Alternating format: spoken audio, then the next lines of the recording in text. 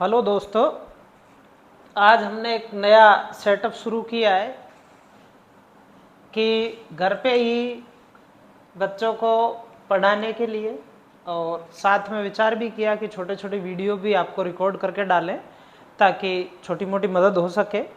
Mathematics मेरा favourite subject रहा है स्टार्टिंग से, तो क्यों ना मैं मैथमेटिक्स पे ही ट्राई करूं कि किस तरीके का आउटपुट आता है।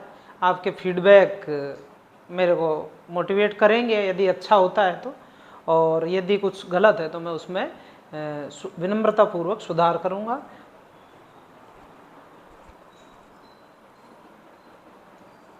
तो आज हम आपको एक ट्रिक बताते हैं। मैं जब से पढ़ता था तब से मेरे प्रत्येक पेज पे कहीं भी मैं काम करता हूँ तो JMS लिखता हूँ, ये मेरी आदत है। जय माँ सरस्वती इसका मीनिंग होता है। तो अब मैं आपको टिग्नोमेट्रिक की एक महत्वपूर्ण ट्रिक है जिसको मैं आपको बताने जा रहा हूँ। हमारे गणित में साइन थीटा, कॉस थीटा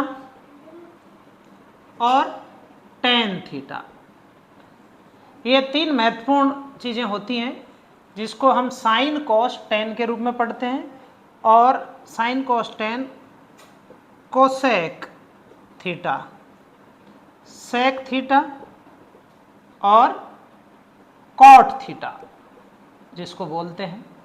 इसको हम इस तरीके से टेबल के रूप में विभाजित कर देते हैं, और ये आप बना लीजिए।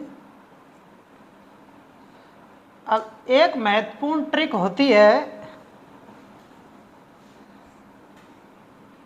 LAL, लाल, इसको लाल बोलते हैं। KA, लाल बटे कक्का बोलते हैं इसको, देसी भाषा में लाल बटे कक्का बोलते हैं। तो अब जैसे मैं आपको किसी भी त्रिभुज ट्राइंगल के लिए, ये ट्राइंगल है, जैसे पाइथागोरस प्रमेय हम पढ़ते हैं तो इसको हम लंब बोलते हैं, इसको आधार बोलते हैं और इसको कर्ण बोलते हैं, और इस एंगल को ये 90 डिग्री होता है और ये थीटा होता है। अब हमको सपोज साइन थीटा की वैल्यू पता करनी है, तो साइन थीटा की वैल्यू निकालने के लिए आपको डाउनवर्ड साइड में चलना है। L लिखो और नीचे K लिखो, सीधा सा मीनिंग हो गया कि लंब बटे कर्ण।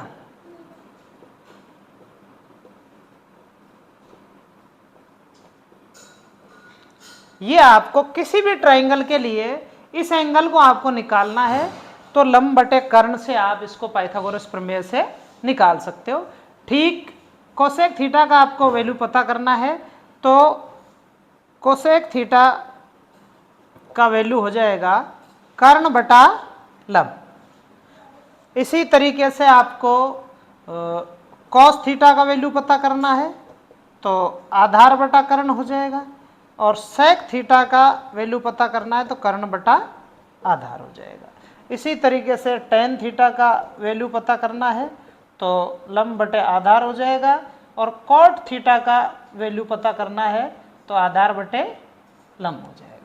ये बिल्कुल सिंपल सी ट्रिक है, लाल बटे कक्का के रूप में आप इसको यूज कर सकते हो, और आप किसी भी उस पे वैल्यू थीटा की वैल्यू निकाल सकते हो।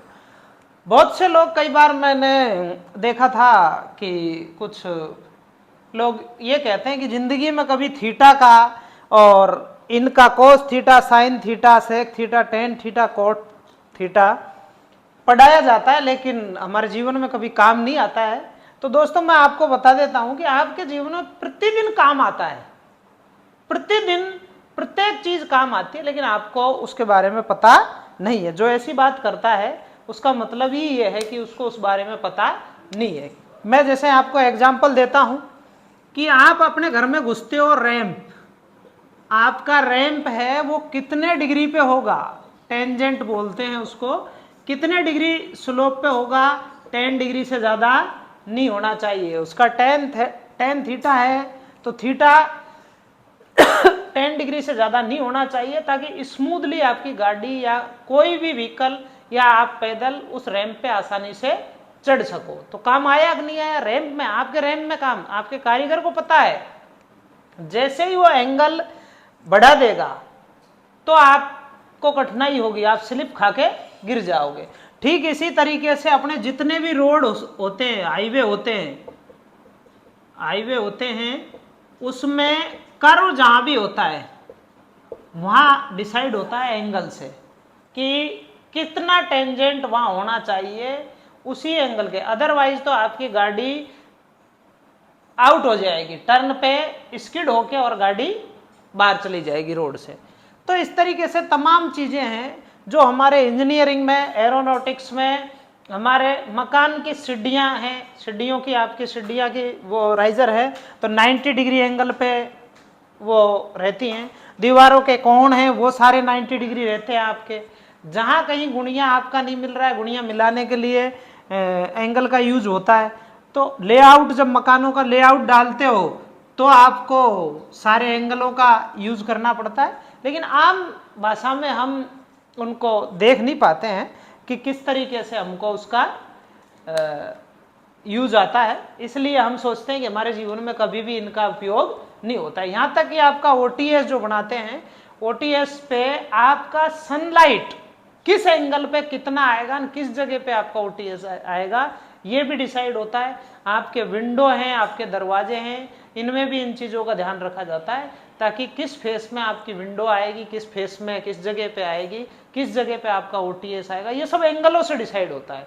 और एरोनॉटिक्स में तो पूरा का पूरा सिस्टम, आपके मैकेनिकल में गाड़ियों की डिजाइन होती है वो सारी इन चीज़ों से होती है, व्हील का अलाइनमेंट हो गया, बहुत सारी चीज़ें हैं दोस्तों जिसमें हमको ये सारी चीज़ें काम आती है। जितने भी एलिवेशन आपके सेट करने होते हैं मकानों के, सिविल इंजीनियरिंग के अलावा आर्किटेक्चरल इंजीनियरिंग में, वो सब भी इसी से काम आते हैं।